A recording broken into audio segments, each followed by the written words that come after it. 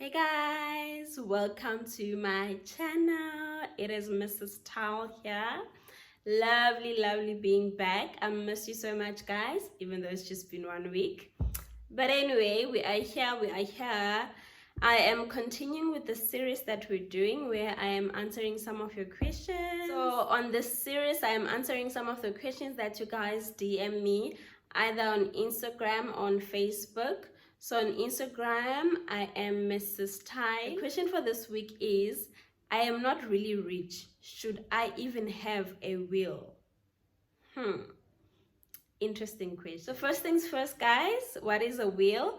A will is basically a statement of your last wishes in terms of the distribution of your assets. How you want your assets to be distributed when something happens to you, when you pass away. So these assets are basically made up of either monetary assets or physical assets. Monetary assets being the money that you have in your bank account, or investments that you have, or policies such as your life cover, your pension fund, etc. And then physical assets being things such as the houses that you have or the cars, etc. So with this in mind, guys, I'm sure you can see that you probably should be having a will. As a normal working person, you probably have a house, you probably have a car, but more than a house and a car, what you definitely do have is a pension fund. You definitely do have a life cover, because those usually come with a permanent contract at work. When someone passes away, one of two things usually happen. It's either your assets are split according to your will, or the courts decide. If you do not have a will, the court will decide how your assets are split. And how does the court do this? The court basically always looks at your immediate family. So if you're married, they will start with your wife and your children. They will obviously also look at the type of marriage contract you have. So it's either you're married in or out of community of property. And based on this, they will determine how much your spouse, your partner should be getting. And they'll also split the remaining amount to your kids.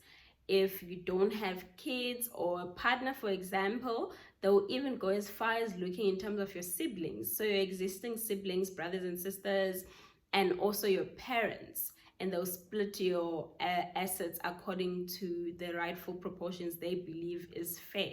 So already you can see that it's very irresponsible of you not to have a will, because it means you're leaving all the decision-making power to the court to decide on your behalf. Whereas in your will, you can state whom you want these assets to be left to in rightful proportions. And also remember, I don't necessarily only just want to leave my money to my family. I could want to leave it to my family and also some other people that are important in my life that the court will not be aware of. And also, even within your family, just because someone is related to you doesn't mean you want to leave some money for them. So I think it's a very wise thing for you to actually draft a will so that your wishes are known. It's very responsible as well, in the sense that you're not even leaving much room for your family to fight about who's having what or how much, because it's easier for your family to go to the court and basically contest what the court has decided and say they don't agree with it.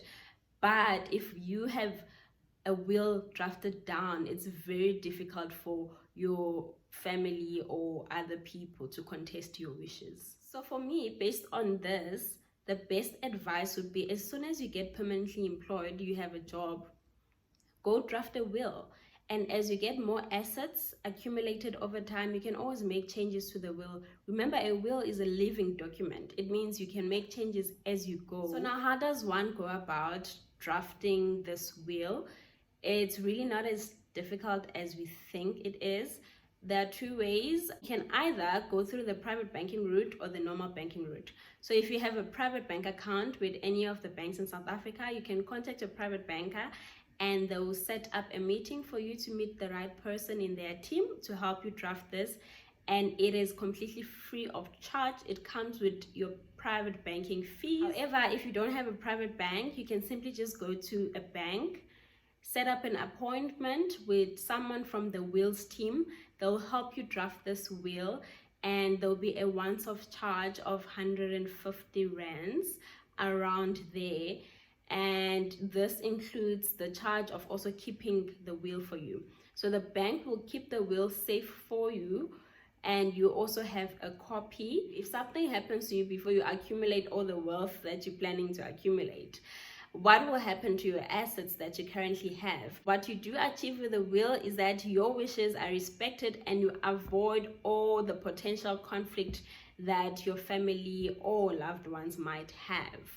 Another question that I also recently got is how one should marry, whether in or out of community of property. And I think actually that's a very important consideration for someone to have before they get married. So that's what I'll be covering next in my short video. Love you guys. See you next time. Mwah!